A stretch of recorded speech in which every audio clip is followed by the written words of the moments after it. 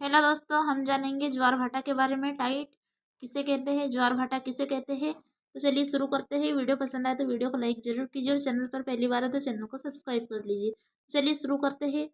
ज्वार भाटा सागरी जल की एक महत्वपूर्ण गति है जिसके माध्यम से सागरों में जल स्तर की मात्रा घटती बढ़ती रहती है। अतः सागर की इस गति के कारण उसके जल के स्तर में सदैव परिवर्तन होता रहता है। ज्वार भाटा सागरी जल की एक महत्वपूर्ण गति है जिसके माध्यम से सागरों में जल स्तर की मात्रा घटती बढ़ती रहती है। अतः सागर की इस गति के कारण उसके जल के स्तर में सदैव परिवर्तन होता रहता है। सूर्य व चंद्रमा की आकर्षण शक्तियों के कारण सागरीय जल के ऊपर उठने तथा आगे तट की ओर बढ़ने की अवस्था को ज्वार तथा जल के नीचे उतरने और पीछे सागर की ओर लौटने की अवस्था को भाटा कहते हैं। तो ज्वार किसे कहते हैं?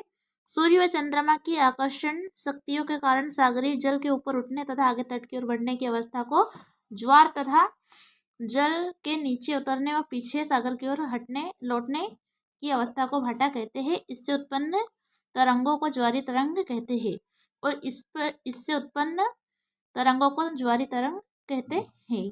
विभिन्न स्थानों पर ज्वार भाटा की ऊंचाई में पर्याप्त भिन्नता होती है जो सागर में जल की गहराई, सागरीय तट की रूपरेखा तथा सागर के खुले या बंद होने पर आधारित होती है। यद्यपि सूर्य चंद्रमा से बहुत बड़ा है तथापि पृथ्वी पर सूर्य को अपेक्षा चंद्रमा की आकर्षण शक्ति का प्रभाव दोगुना है। इसका कारण सूर्य का चंद्रमा की तुलना में पृथ्वी से अधिक दूर होना है। पृथ्वी के परिभ्रमण घूर्णन के कारण 24 घंटे में प्रत्येक स्थान पर दो बार ज्वार एवं 2 बार भाटा आता है। जब सूर्य पृथ्वी पर तथा चंद्रमा एक सीधे रेखा में होते हैं तो यहाँ स्थिति युति वियुति या सिजिगी कहलाती है। सिजिगी की स्थिति पूर्णमासी व अमावस्या को उत्पन्न होती है।